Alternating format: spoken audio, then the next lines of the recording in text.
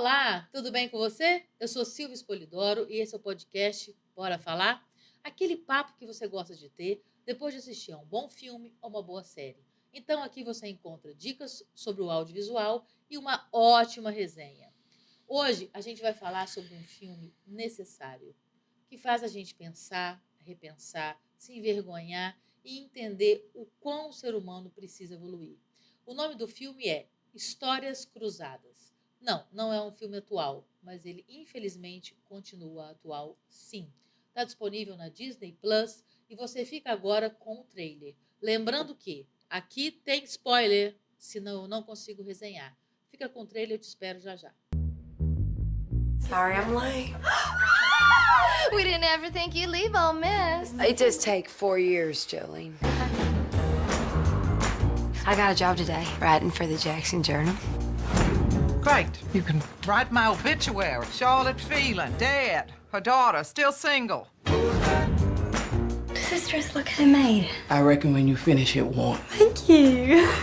She looked like the winning horse at the Kentucky Derby. I have drafted the Home Health Sanitation Initiative, The what? a bill that requires every white home to have a separate bathroom for the help. Maybe we should just build you a bathroom outside, Haley. Minnie?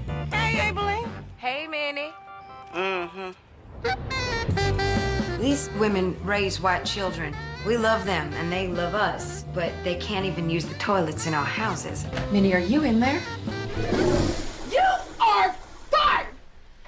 You said to write about what disturbs me, particularly if it bothers no one else. I'd like to write something from the point of view of the help. I want to interview you.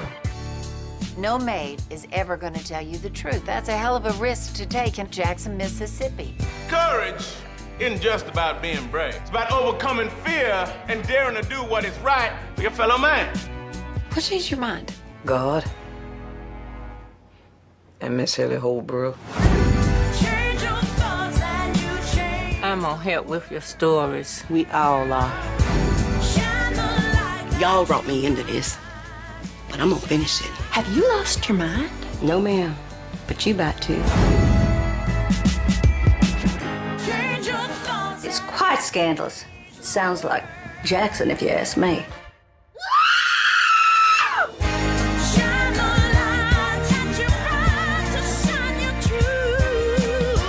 You tell Abilene, do I have plans for her?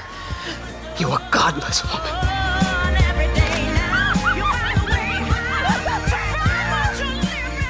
We gone done it now.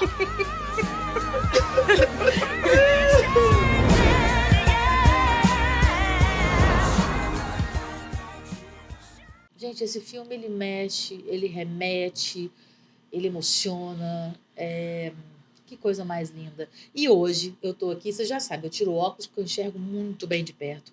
E eu quero enxergá-la bem de perto porque ela é muito maravilhosa. A gente não se conhecia pessoalmente, a gente está se vendo hoje, mas parece que tem 1 milhão de anos que a gente se vê, que a gente se conhece, uma conexão imediata. Eu a vi na internet e falei, gente, pelo amor de Deus, eu preciso resenhar com essa mulher maravilhosa que é a Nanza.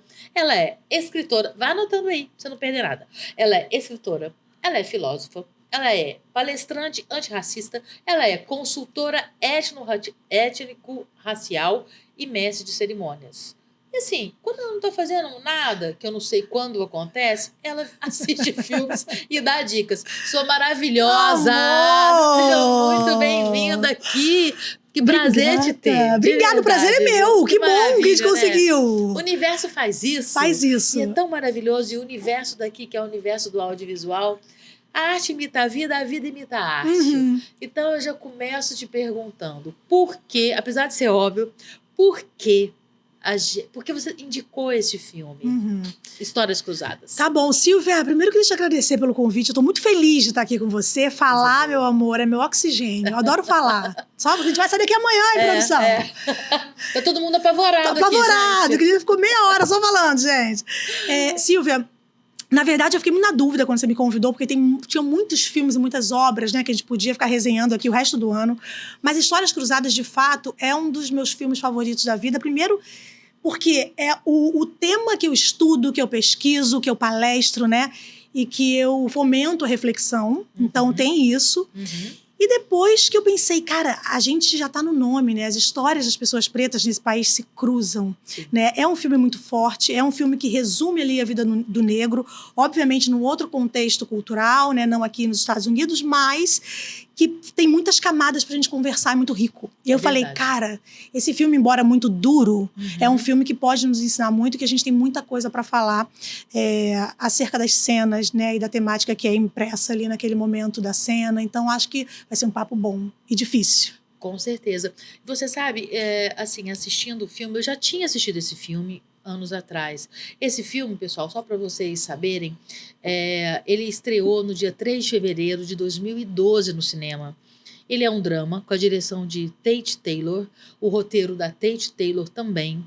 Tem no elenco Emma Stone, a Jessica Chastain, a Viola Davis. Viola Davis. Só uma Viola, mais gente, ou menos, quase ninguém conhece. Quase ninguém conhece. E a maravilhosa Otávia Spencer, que é maravilhosa. Que ganhou o Oscar, inclusive, né? Com a este Otávia é filme. monstra, Viola monstra, é um elenco bizarro. Não tem como ser ruim. Não tem como. Né? Não esse tem. filme. E a própria Emma Stone, ela é uma atriz diferenciada. Você percebe que ela não faz qualquer filme. Os filmes que ela faz sempre têm temáticas sensíveis. São temas que precisam ser ditos, que precisam ser pensados. E lembrando, gente, que a Emma Stone não tem rede social. Olha que louco, É né? possível isso? É possível isso, né? Possível isso. Ainda existem esses seres humanos. Ela tá muito melhor de saúde que a gente, que tem rede social, isso aí com certeza. Você pode ter certeza. E assim, é importante a gente falar que a história de Histórias Cruzadas se passa em Jackson, uma pequena cidade no estado do Mississippi, nos anos 60, aonde a Skeeter, que é a Emma Stone que faz, ela é uma garota da sociedade que retorna determinada a se tornar escritora. Ela começa a entrevistar as mulheres negras da cidade que deixaram suas vidas para trabalhar na criação dos filhos da elite branca, da qual a Skeeter, a família dela, faz parte, né? E ela pede que a Evelyn, que é a maravilhosa Viola, que é empregada da melhor amiga, na casa da melhor amiga da Skeeter, que ela conceda a primeira entrevista. E isso desagrada, obviamente, a sociedade como um todo. E apesar das críticas, Skeeter e Evelyn continuam trabalhando juntas e aos poucos conseguem novas adesões. Então, a gente começa falando sobre um momento muito real, anos 60, mas isso ainda é real, das mulheres brancas terceirizando, digamos assim, a criação de seus filhos a mulheres negras que trabalham em suas casas. Então, a gente pode começar por esse esse momento da educação, da terceirização, enfim, e aquela menininha com a personagem da Viola, gente, aquilo... Não é aquela conexão. Na verdade, o filme, ele tem já, a Skeeter, ela já, na verdade, pergunta quantas crianças, como é que é, né, você criar crianças brancas enquanto o seu filho é criado por outra pessoa. E aquilo ali, pra mim, já bateu, né? Já bate, assim, né? Aquele nozinho na garganta. Claro. E ela falou, eu criei 17 crianças e a primeira quando eu tinha 14 anos. Isso é uma realidade até hoje no Brasil, né? E é muito próximo da gente, das nossas ancestrais, das nossas avós que vieram trabalhar com 10, 12 anos, que saíram do interior e vieram trabalhar com 10, 12 anos na cidade. Mas, acima de tudo, Silvia, o que me chamou a atenção é assim, essas mulheres negras, obviamente, por questões históricas e outras, são muito pouco valorizadas, né, na sociedade, né? Esses atravessamentos do racismo, eles levam essas mulheres a serem pouco valorizadas, nós, mulheres pretas. Mas tem uma coisa curiosa que é assim, as mulheres pretas criam os filhos das mulheres brancas. As mulheres brancas têm tempo de se especializar. Elas têm tempo de terminar uma faculdade, 2 ou 3, se elas quiserem. Elas podem viajar a trabalho e se afastar de casa, se apartar dos filhos por um tempo. Elas voltam com a casa limpa, a roupa lavada, passada, a comida pronta, a louça lavada no final do dia. Então, toda essa estrutura essa rede de apoio que lhe é dada pela mulher preta, que rala dentro da sua casa e que educa o seu filho, possibilita que essa mulher branca acumule capital, por exemplo. Sim. E que seja uma mulher rica, e que seja uma mulher de classe média alta, uma mulher que pode proporcionar conforto e qualidade para a família dela. Oportunidade. Né? Então, no final das contas, essa mulher negra, ela se abdica da criação do seu filho e ela permite que essa mulher branca enriqueça. E no final das contas, não tem nenhum muito obrigada. Né? Ela é sempre uma quase da família que come na cozinha e que é chamada aos berros, né? E que dorme na casa da patroa e não tem hora para parar de trabalhar, né? Porque essa mulher está no trabalho, embora exista uma carga horária, se ela está no quarto dela e a patroa quer alguma coisa no meio da noite, ela vai tocar lá. Porque não existe esse respeito, não existe essa humanização, né, da mulher branca com a mulher negra. É óbvio que isso não é um quadro geral, e a gente não está falando aqui atacando uma ou outra especificamente, mas dizendo que essa mulher preta desvalorizada, ela entrega o filho à própria sorte. Quantas crianças pretas a gente não vê na periferia, nas favelas, se criando? Sim. E o irmão mais velho criando o mais novo, e às vezes o mais velho tem 9 anos. E ele bota um banquinho para lavar a louça e fazer o arroz, esquentar o arroz. Você entendeu? Verdade. Então, eu acho que assim, existe um lugar da patroa, né, de soberania e de eu te pago para você fazer isso. Só que ela enriqueceu porque a mulher negra permitiu. Porque é ela que está no controle, ela que está educando seu filho e colocando valores, né? Na sua ausência. Então, é importante a gente falar isso, né? Como é triste. E aí, obviamente, Silvia, que a gente vai aumentando a questão da vulnerabilidade. Porque uma criança preta que está na favela e se cria sozinha e que está ali cercada de um poder paralelo que oferece a ela tudo que ela não pode ter, porque a oportunidade não está no mundo, está ali dentro. E aí ela começa a flertar com o poder. Ah, eu posso, se eu trabalhar aqui, se eu trabalhar com isso, eu vou ter tanto por semana, eu vou comprar o tênis que eu quero. E aí ela vai sendo aliciada por esse ambiente, por essa cultura do lugar que ela mora. Sim. E não tem uma mãe ali do lado falar, não vá. Vai estudar, você fez o dever?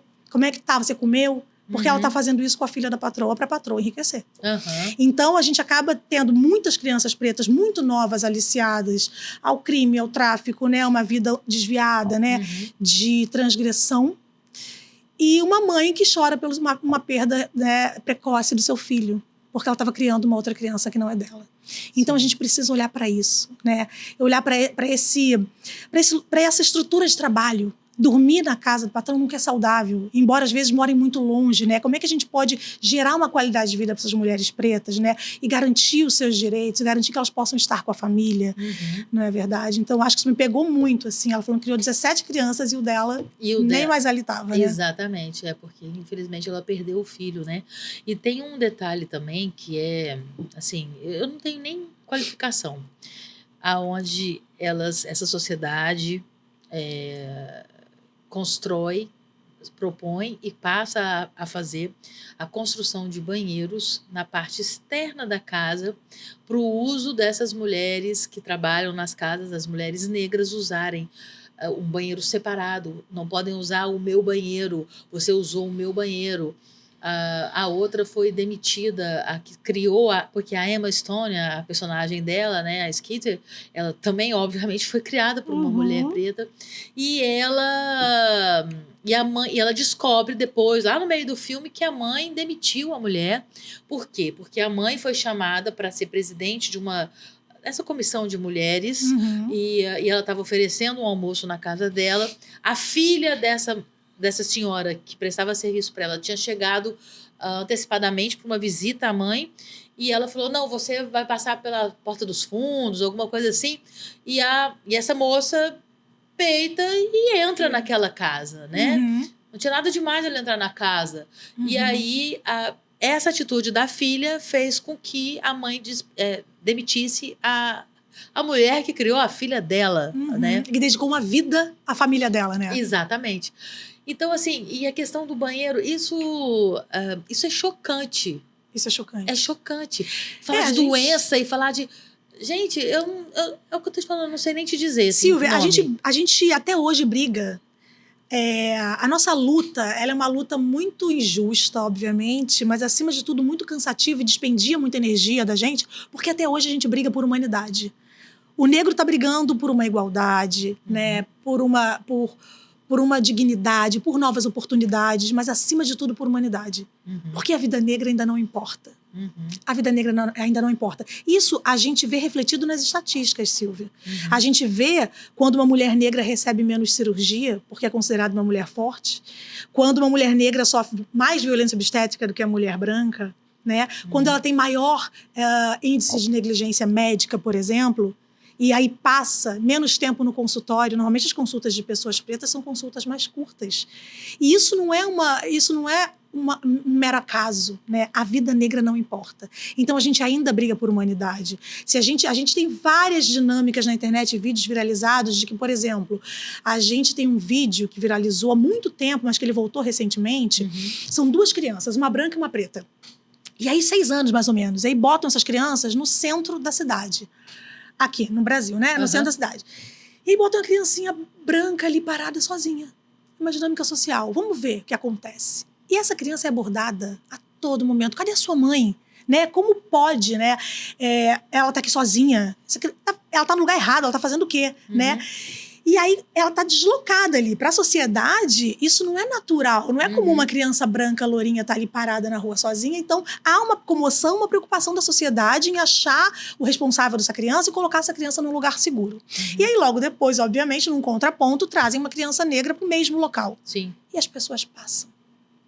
Porque uma criança preta na rua é mais uma. É mais uma. E não importa. Porque a essas crianças negras que a gente tem hoje não dão nem o direito de serem crianças. Então você vê o tratamento de uma criança que está vendendo bala na rua e que a gente não pode naturalizar essa criança trabalhando e tendo essa urgência quando ela deve estar brincando, estudando. Estudando, lógico. E ela tem já uma responsabilidade de levar dinheiro e comida para casa.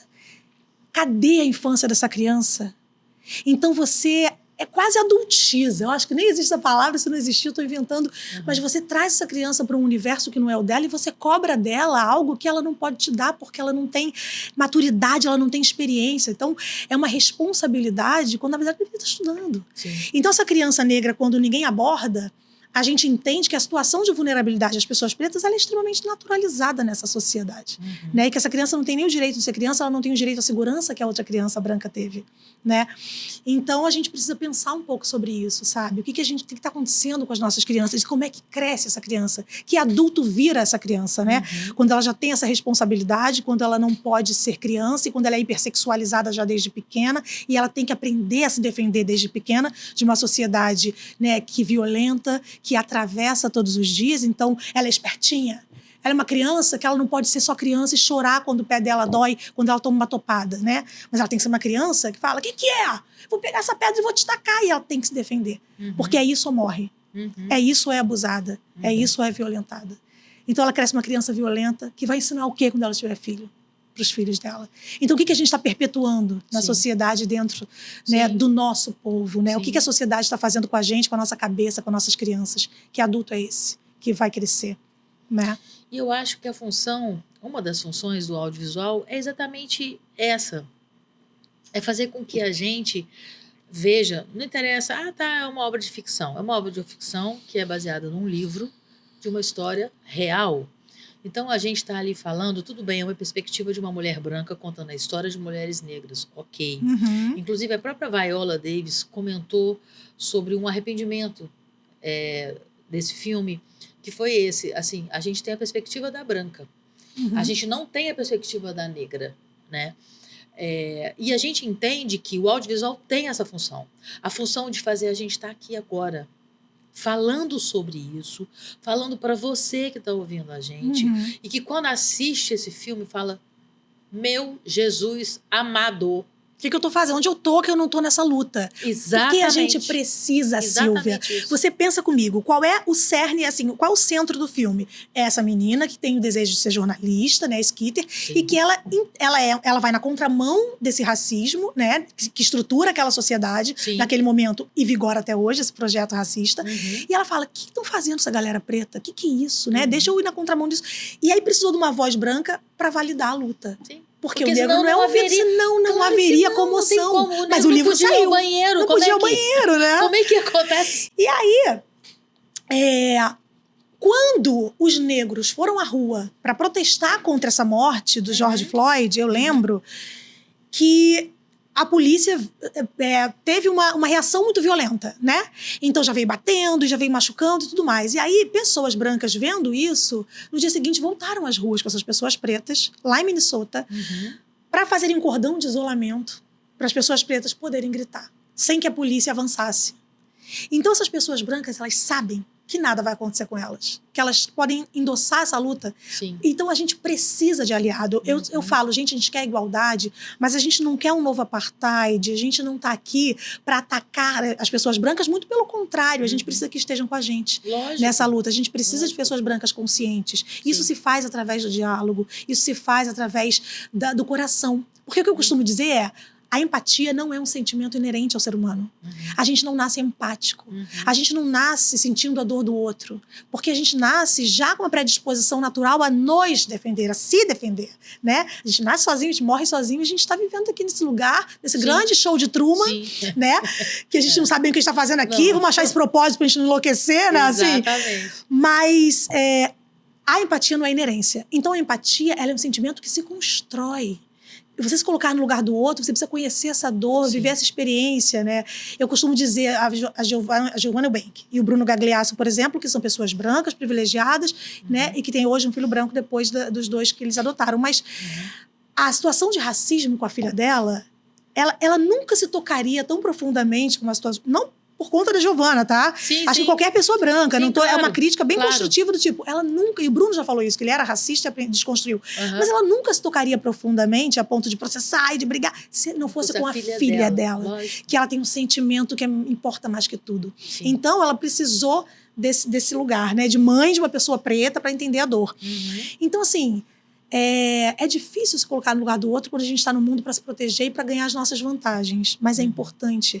Porque, no final das contas, se o racismo perpetua, a violência que se cria por conta disso afeta o condomínio de luxo na Barra da Tijuca e no Recreio dos Bandeirantes. Sacou? É o seu filho que vai ficar trancafiado, que vai andar com carro blindado, que vai andar com segurança, que vai... Porque essa violência ela vai chegar até você, meu amigo. Se a sociedade não está igual, e se a gente não está equilibrado, e se a gente não dá oportunidade a todos, em algum momento você vai ser vítima dessa violência que você está ajudando a produzir e perpetuar. Com certeza. Ai, gente, olha, a gente fica sem ar assistindo Histórias Cruzadas. Fica. E a gente fica sem ar conversando com a Nanda. Ai, que maravilha. No bom sentido, tá, gente? Pelo amor de Deus, não tem nada maravilhoso do que a gente falou aqui, não. Pelo contrário, mas a gente está lutando e a gente está avançando aos pouquinhos. A gente é capaz de mudar isso. Mas você quer ver uma coisa curiosa? Né? Você falou da menina que entrou, né? Da filha da empregada doméstica que entrou. E encarou, né? Exato, foi. Mas ela não foi uma pessoa violenta. Ela entrou e encarou, né? E ela tomou ali o lugar dela de direito. Deixa eu entrar por essa porta, eu quero falar com a minha mãe, né? O que eu tô fazendo de errado? Claro. E isso me lembrou, eu fiz um circuito por São Paulo, em 9 cidades. E fui palestrar pelo Senac, foi maravilhoso, gente, que lindo que foi palestrar para falar do meu livro e tudo mais. Depois eu quero falar do seu livro. Vamos falar. E aí, teve uma pergunta que me tocou muito, assim, né, no sentido, e foi muito ótima que ela veio, foi uma das melhores. O Neves estava lá comigo, né, Neves? Meu fiel escudeiro. O Neves está aqui, gente. Neves, meu fiel escudeiro. Backstage. E aí, uma moça branca, que era uma funcionária, ela falou assim, Ananza, eu expliquei um pouco sobre viés inconsciente, sobre os estereótipos, né? Como a gente constrói os nossos pensamentos enviesados a partir do que a gente absorve da sociedade. E a pergunta dela foi a seguinte, cara, você está falando de viés inconsciente e tudo mais, eu queria saber se eu fui racista na seguinte situação. E aí, como o negro ele não pode ser autoconfiante, essa menina ela só entrou, a filha da empregada ela só entrou, né? E aí eu vou te dar um exemplo. Ela falou assim, cara, a gente não tem muita professora negra aqui nessa unidade, tarará, tarará. Então, a gente começou a abrir essa vaga. Vamos trazer pessoas negras. E aí, Ananza, veio uma pessoa preta e ela tinha um currículo incrível. E aí eu estava ajudando a entrevistá-la e tudo mais. E aí chegou um dado momento que a gente falou... Cara, quando ela saiu, um currículo impecável, uma mulher com uma comunicação excelente e retocável. Mas quando ela saiu, elas comentaram... Eu acho que ela vai dar problema pra gente. Porque ela é meio violenta. A gente acha que... Aí ela falou, eu também achei. Aí eu falei, então tá, me conta. O que ela fez de violento? Qual foi a ação que te despertou, que te engatilhou para esse lugar de crítica e de conclusão, né? Já que vocês não a conheciam. Ela falou assim, porque ela falava meio assim, o corpo dela era meio assim, e ela falava meio alto. E aí eu falei, o corpo dela era meio assim, e ela falava alto, tá. E aí eu pensei, bom, existe aqui nessa instituição algum diretor que fale meio assim, que fale alto? Ela falou, existe. Eu falei, ele é diretor. Ele tá nesse lugar. E eu falei pra ela, sabe o que acontece? é muito engraçado, porque quando a pessoa negra ela não baixa a cabeça, ela não tá no lugar de subserviência, que é o lugar que esperam da gente, é a caixinha que nos colocam sempre, essa pessoa, ela é prepotente, ela é arrogante, ela é metida. Então, eu falei, de repente essa mulher negra, ela sabe o currículo que tem. E ela só entende o valor e a grandeza dela. Ela é confiante no que ela ela é confiante, é a autoestima dela é elevada, porque espera ser o contrário. E de repente ela chegou, não assim, ó, eu queria essa vaga, mas eu posso fazer isso, eu sou boa nisso, me formei nisso. Isso é violento aonde e pra quem? E eu achei muito interessante, porque na hora ela ficou meio chocada. Eu falei, sim, você foi racista. E aí você precisa rever isso. E eu até desci do palco e abracei ela, porque eu falei, não é um ataque, né? Que bom se saber racista. Sim. Que bom você saber racista, Silvia. Até Silvia, pra mudar, né? Silvia, eu costumo dizer, eu abro minha palestra falando, onde não há doença, não há cura. Onde não há problema, não há solução a ser feita, a ser procurada. Se a gente é um país leviano, que a gente fala dessa falsa democracia racial porque a gente não quer resolver a parada. A gente não quer resolver a questão, porque se a gente vai resolver a questão, a gente tem que dividir esse bolo, Silvia, e dividir esses privilégios. E as pessoas brancas e a branquitude não quer perdê-los. Ela não quer o negrinho sentando do lado no avião, o negro indo pra Disney. Tem bastante gente, tem preto pra caramba indo pra Disney. Então não quer o negro falando inglês, francês, espanhol e sendo poliglota, e sendo doutor e sendo CEO, não quer. Porque alguém vai ter que perder nessa parada, né? Se a gente hoje tem uma hierarquia, a gente tem um topo de uma hierarquia ali de poder, aqui nessa sociedade, que se constrói a partir de pessoas brancas, que se protegem o tempo inteiro e que se contratam e recontratam e se promovem entre si, a gente vai ter que tirar uma parcelinha dessa para chegar a galera preta. E isso é bom para quem? A branquitude pensa. Né? Então eu falei pra ela, repense isso, repense por que ela foi violenta. Então no final das contas ela achou uma atitude abusada, e de fato essa menina que entrou pra ver a mãe foi, mas ela estava só defendendo uma humanidade naquele momento, né? Ela respondendo uma violência que atravessa ela todos os dias com muito mais profundidade, sacou? Com certeza, ela estava indo lá ver a mãe, né? Ela só chegou antes do esperado e aí entre aspas, quebrou o protocolo da patroa, Exatamente. Que estava recebendo ali a sociedade branca. Imagina chegar uma negra e entrar na casa dela. Porque depois, o que eu acho muito interessante é que, óbvio, isso é roteiro, então faz parte, é uma matemática, tem que ter esse arco narrativo onde a gente tem a redenção. E o momento de redenção é esse momento. É o momento onde o branco se entende, assim, quão pequeno ele foi, quão mal ele foi, e aonde essa mãe, por exemplo, que tem câncer, né? E que guarda essa mágoa, e que leva essa mágoa, porque ela falou, depois a gente mandou o seu irmão lá atrás dela, já não estava mais lá. Exatamente. Né? Então, assim, para essas pessoas aqui, eu vou ter que agir desse jeito, mas depois ela reconhece que ela só foi a mulher que cuidou da família dela, e que, exatamente. Mas eu tô fazendo para fora, né? Eu tenho que manter esse... Exatamente. Então, eu acho que é sobre isso também. É sobre a gente entender que não adianta você se fazer uma pessoa para ser aceita numa sociedade se você não é aquilo, você está fazendo de conta e fazendo de conta de uma coisa totalmente, desculpa a palavra, nem sei se pode falar isso no YouTube, escrota, sabe?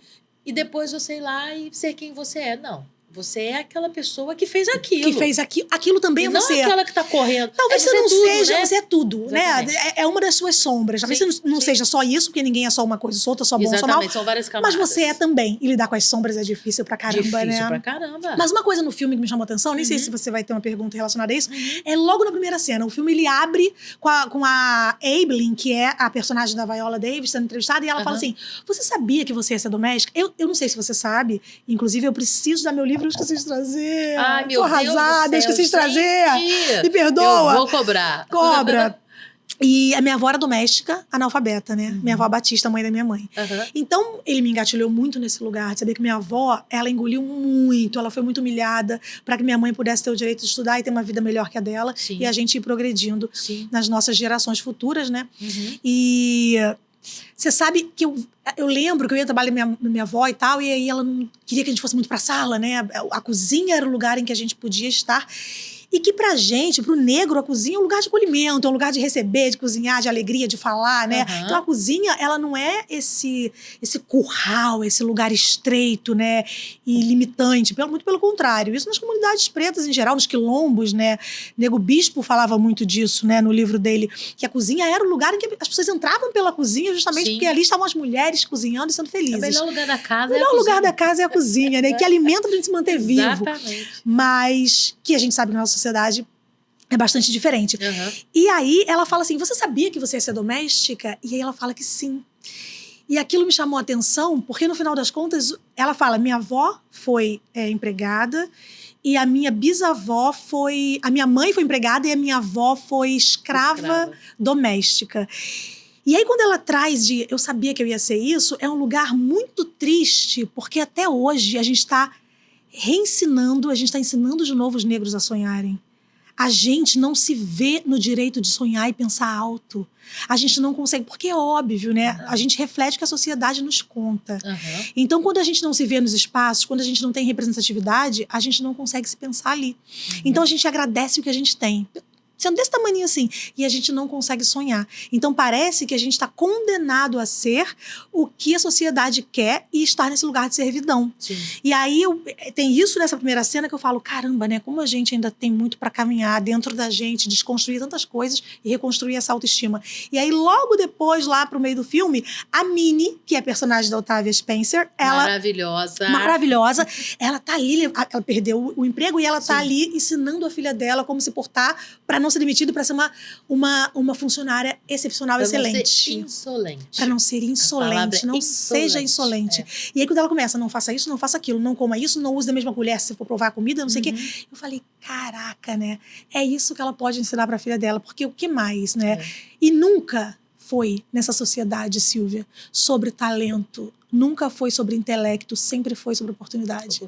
Se nos derem oportunidade, a gente avança, a gente voa ao céu ao limite. Sim. Né? E a branquitude sabe disso. Com certeza.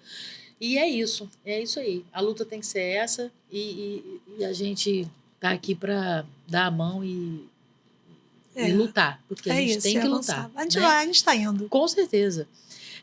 Eu vou falar A gente fala dessa, né? Que maravilha, gente, que maravilha. Olha, o filme nos passa a força da veracidade dos fatos vivenciados por aqueles que viviam excluídos dos direitos de cidadania. Nesse dado momento histórico, a gente já falou, década de 60, nos Estados Unidos, ainda existia a Ku Klux Klan, que era uma organização racista que apoiava a supremacia dos brancos sobre os negros. Então, assim, a gente está falando de um momento histórico, desculpa, que Estados Unidos, mas é óbvio que isso estava no mundo, né? Hoje, apesar de tudo que você já falou, e a gente, né, infelizmente sabe que é tudo realidade, como é que você pensa o amanhã? Para que esse filme, Histórias Cruzadas, fique realmente como uma referência no passado, e que isso não aconteça num futuro próximo, assim. Próximo, eu não sou tão otimista. Né? Não sei se eu tô aqui para ver a sociedade que eu quero ver e que eu luto por, sabe? Mas o que eu percebo é que a gente, em algum momento, está conseguindo resgatar a nossa conexão com a nossa ancestralidade e muita gente está se tornando realmente negro. Porque para mim o tornar-se negro é essa reconexão com sua ancestralidade e consigo. Né, com a sua história, né? É esse movimento, Sankofa, de olhar para o passado e entender de onde você veio, onde você está e para onde você vai, a partir do que você, né, do que você recebeu dos seus ancestrais, né? Esse movimento de olhar para trás e se entender é muito importante. Então, acho que essa é a verdadeira conexão e o verdadeiro tornar-se negro. Então, eu acho que a gente está num momento da sociedade em que os negros estão retomando e reconstruindo essa autoestima, depois de apanharem muito, né? Depois de a gente tomar essas chicotadas aí da vida, e ao mesmo tempo entendendo que a gente se unindo, a gente é mais forte. Então eu acredito que com esse resgate da autoestima, com esse resgate da nossa ancestralidade e conexão, a gente entende que a gente tem força, né? Total. E aí eu acredito que a gente seguindo na luta, porque em algum momento, eu falo isso também, lutar contra o racismo, ser negro é assim, um ato de heroísmo nessa sociedade, porque o que a gente passa todos os dias Mas uma vez sobrevivendo, uma vez vivos, a gente consegue fazer um movimento de ir adiante. Mas, acima de tudo, é muito dispendioso, energeticamente difícil. Porque tem um momento que você tem que largar as armas no chão e falar, preciso respirar, tomar esse fôlego. Então, até aqui dá pra eu ir, aqui não dá mais, eu vou recuar um pouco, vou pegar esse fôlego e vou seguir na luta. Porque até pra gente, pra mim, enquanto uma mulher militante negra, enquanto uma ativista, às vezes eu tô exausta. Às vezes tem uns casos que eu não quero ver. O menino Miguel, que morreu enquanto a outra tava... A empregada estava passeando com o cachorro da madame. O que é isso? Aonde a vida de um cachorro foi mais importante que a de um menino? Né? Então... eu espero, Silvia, que a gente siga com coragem. Que a coragem não pule mais gerações. Sabe? Que a gente consiga criar nossos filhos para reagirem. Que a gente consiga elogiar os nossos filhos e colocar valores e autoestima a ponto deles não precisarem deprimir e se sentirem feios ou não gostarem do seu tom de pele, do seu cabelo, dos seus traços negroides. Então, que a gente consiga criar seres humanos que saibam o seu valor, a sua potência, a sua importância para o mundo, que reconheçam a história de seus reis e rainhas africanos, porque nós não somos escravos, né? A gente descende de seres humanos escravizados. Escravo não é condição, não é inerência. Né? Então, que a gente possa passar isso para os nossos filhos e que a gente possa seguir agindo, seguir lutando e seguir resistindo, né? Porque eu acho que é só com essa resistência que a gente vai conseguir fazer um caminho melhor para a geração futura. E tem uma coisa interessante, e que aí me deu um frião na barriga, assim, foi quando eu estava na academia, eu amo o Princípia, a música do Emicida. E aí um dia eu conectei com um trecho que ele fala: enquanto ancestral de quem tá por vir eu vou jantar com as meninas enquanto germina o amor. E quando eu falei, enquanto ancestral de quem tá por vir eu vou. Silvia, eu sou ancestral de quem tá por vir, cara. A gente precisa ter força para reagir. Sim. A gente precisa ter força para seguir. Sim. Ontem, assistindo o filme, eu falei assim, caralho, eita porra. Já tô falando palavrão, problema gente, meu. tá seguindo aqui. Problema meu, me deixa em paz. Ninguém me manda. Nem você. Adoro. E aí eu falei assim, ontem assistindo o filme, eu falei assim, cara, eu acho que eu reconectei com a razão pela qual eu tô fazendo isso. Eu sou ancestral de quem tá chegando, cara. Sim. Sabe, assim como eu tô honrando os meus, eu preciso honrar esses seres que estão chegando.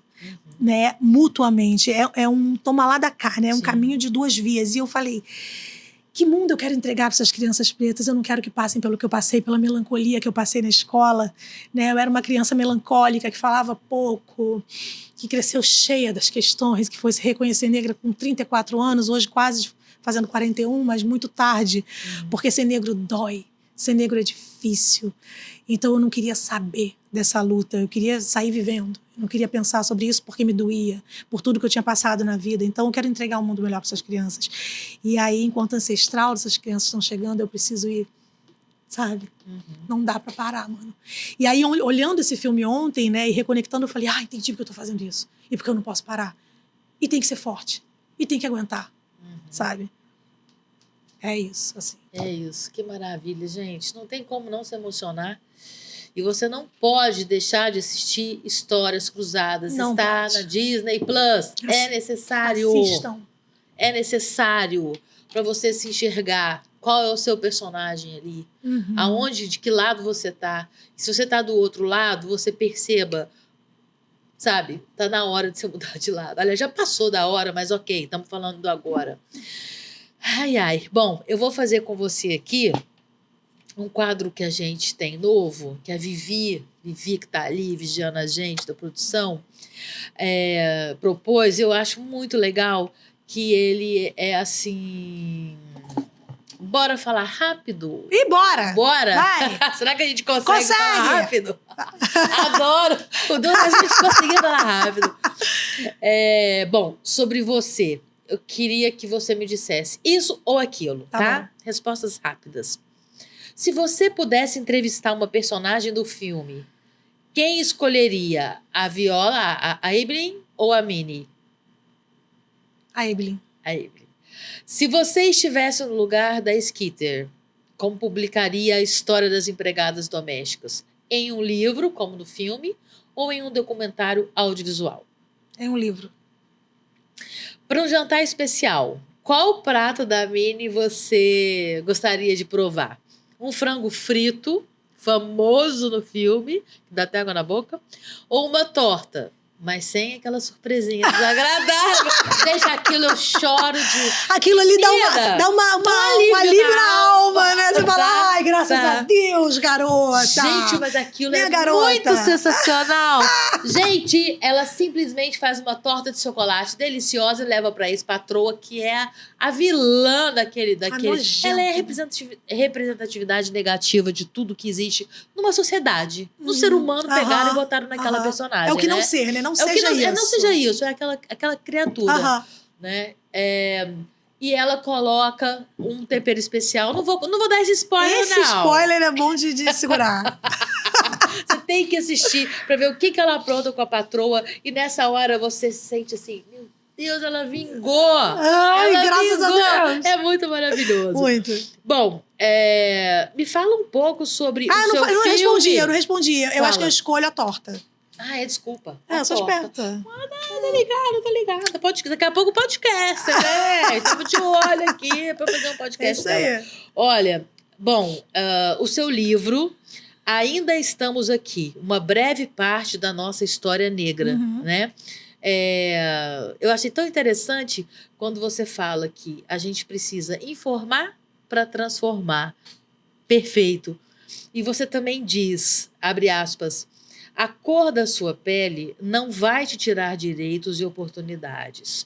Fecha aspas, abre outras aspas. Ser mulher é um agente transformador, um agente de confluência. E o filme é exatamente sobre isso, né? Mas é importante dizer, quando eu falo a cor da sua pele não vai tirar oportunidades, eu falo para as pessoas brancas, né? Eu tô sempre falando porque as pessoas perguntam o que é o privilégio branco. Então, é muito sobre isso que eu falo, né?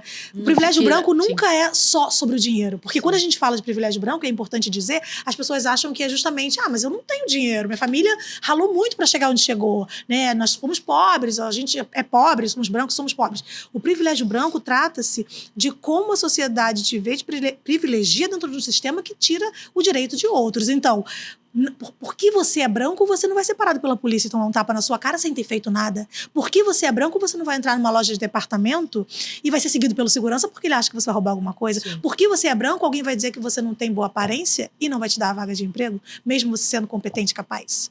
Então, o privilégio branco trata-se disso, né? De você não perder direitos e oportunidades por conta da cor da sua pele. Pelo tom da sua pele, exatamente, pela cor da sua pele. Fala um pouquinho sobre o seu livro. Falo. Fala.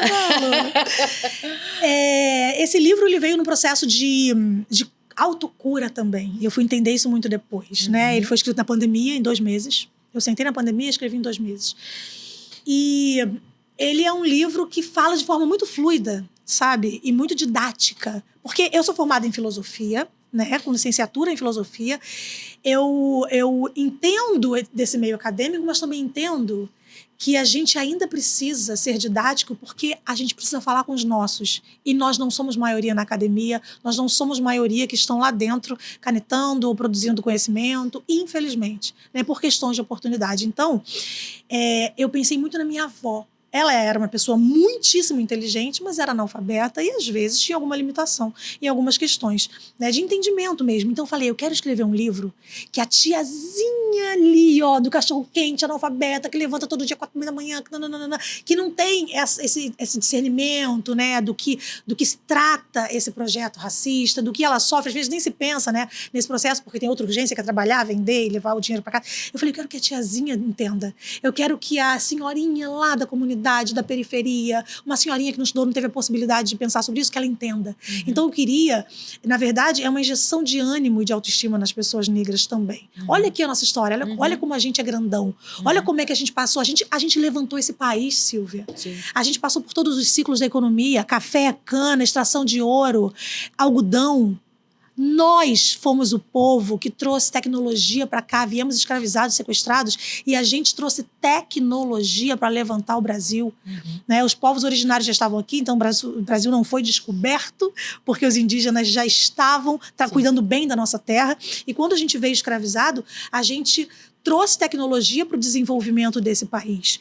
Então, eu queria muito que as pessoas negras soubessem disso, que soubessem que o Brasil é o Brasil porque nós viemos para cá. né? E fomos responsáveis por esse crescimento. Então, eu escrevi esse livro é quase um bate-papo. Eu adoro quando falam assim, Nanza, parece que você está sentada conversando comigo. Eu falo, nossa, acertei. Porque era por isso. Porque já é um tema denso, já é um tema difícil. Sim. E eu não queria que a academia, que baixasse o santo da academia em mim, entendeu? Que eu falasse, agora eu vou falar aqui rebuscado e difícil. Porque, cara, eu tô falando pra quem? Sim. Eu tô falando pra academia, eu quero falar pra sociedade, né?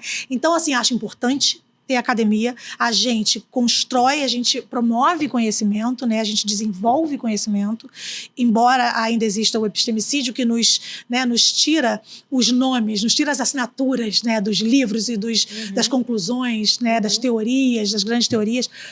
Mas, acima de tudo, eu acho importante que estejamos dentro da academia, ocupando esse espaço, mas, acima de tudo, eu sou uma pessoa que eu queria pegar aqui a academia e fazer essa mediação pro grande público, né? Pro grande povo. Porque eu acho importante que a gente saiba o valor que a gente tem. Com certeza. Então, é um livro muito didático, é um livro muito simples, que você lê em um dia, se você parar para ler, né? Com o prefácio Laurentino Gomes, que eu zerei esse game aí, meu amigo querido, jornalista e, enfim, escritor. E é isso, assim, eu acho que é um livro que ele flerta muito, e eu dou muitos exemplos também, né? Então, eu acho que é um livro que você vai entender o racismo na prática, porque a gente acha também, Silvia, que ser racista é xingar de macaco. Né, definir um xingamento, de não querer estar com preto, e não é só isso. O racismo, ele se constitui em diferentes camadas. Se você vê uma pessoa negra vindo e você atravessa a rua de medo, né, e projeta nessa pessoa uma pessoa violenta, perigosa, é racismo. Se você segura sua bolsa, é racismo. Né?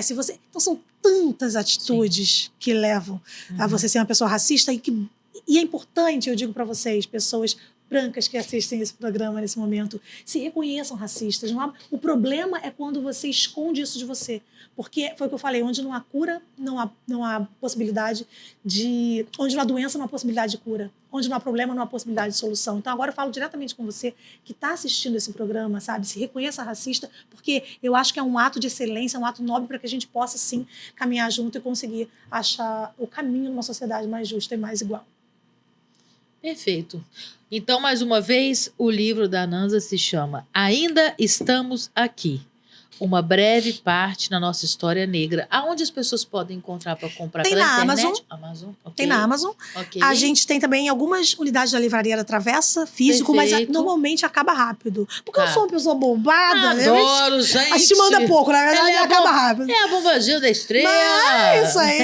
Tem na Livraria da Travessa, Vamos você pode bombar comprar. mais ainda, hein, gente? A Amazon, se você tá aqui na internet, às vezes a pessoa gosta de comprar online. Eu sou aquelas que eu compro todos os livros online. Bom, né? É prático, né? Essa coisa do online. Maravilha. A pandemia deixou isso de bom pra gente aí. É verdade. Vamos pensar aqui no copo meio cheio? É verdade, o copo meio cheio. Negócio de trabalhar híbrido, olha aí, que maravilha. Também. Opa, que maravilha. Não pegar trânsito do Rio de Janeiro. Não pegar o trânsito. Que beleza. Pra gente terminar, primeiro, muito obrigada por você estar aqui. Um prazer te conhecer pessoalmente. E vamos resenhar mais. Vamos, chamar por mais favor. vezes. Eu quando venho você sempre. quiser alguma coisa. Silvia, eu quero falar de tal filme. Eu vou aí, hein? Você vou pode sempre. vir que a casa é sua. É outro programa esse. A casa é sua, mas aqui também, tá? Que eu bora falar.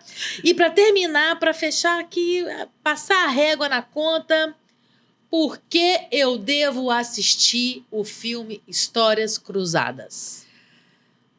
Porque, nossa, é por tanto motivo, mas principalmente porque nesse filme está desenhado o racismo na sua mais profunda forma de ser. E talvez ali você consiga se reconhecer e ter a capacidade de melhora enquanto ser humano para ser um instrumento de uma sociedade mais igual para todo mundo. Então, acho que é um filme que ele trata de muitas dores, mas ele é um filme que, a partir dessas dores, talvez consiga nos curar enquanto sociedade. Perfeito. E para você que está em casa, eu quero aqui agradecer. Vocês já sabem, né? Eu falo toda semana, nunca vou cansar. Obrigada, Ideias na Argila, Marta Shen, maravilhosa. Aqui, um brinde. Olha, a gente, isso. eu tenho que contar para vocês. A Nanza chegou aqui, ela falou assim, gente, eu quero levar essa petisqueira para minha casa. Não, ainda tô querendo. Tá querendo. Ainda já tô falei querendo. pra Marta, como é que faz? Vende? Pode vender? Então, essas peças lindas que vocês estão vendo aqui no cenário são da Ideias da Argila. Entrem agora no Instagram para vocês conhecerem o trabalho. A Marta pega o seu sonho, o seu desejo e transforma aquela argila nessa cerâmica linda, de bom gosto, Então, essa é a nossa dica eterna. Essa dica não é toda semana, não. É pra sempre. E Moringa, que faz aqui o cabelinho daquele. Por isso que tá gata! Tá vendo? Olha, tô loirinha agora. Olha aí, Moringa, que linda essa logo. Pois é, Moringa, Mariana, desculpa, toda a sua equipe maravilhosa que cuida de mim, a Lília, que cuida da cor do meu cabelo. Um beijo pra vocês e muito obrigada. Gente, audiovisual, não interessa. Tá no YouTube, tá na TV, não interessa. Nada é feito sozinho. Nós precisamos uns... Gente, vamos dar a mão. É tão gostoso a gente dar a mão, Certeza. né? Te dar a Claro. mão. Hoje eu não tô bem, você tá bem? Você me dá força, eu tô força. Lógico. E vamos, porque foi pra isso que aquele, quem manda em tudo mesmo, nos fez. Pra gente vir aqui evoluir. Exato. Tá? Então, Histórias Cruzadas. E semana que vem, você já sabe, 6h30. Inscreve no canal, ativa o sininho, compartilha, faz aí, tudo aquilo curte, que a gente pede. comenta, Comenta. Fala né? que foi legal. Senão eu vou isso ver quem aí. você é. Vou ficar lá, stalkeando. Exatamente, queremos saber os comentários. Hein? A Nanza vai ficar de olho nos Ficar aqui, comentários. ó, olhando. né? Fala mal de mim, vai ver, hein? Exatamente, ó. Um beijo pra você, até semana que vem. Bora falar?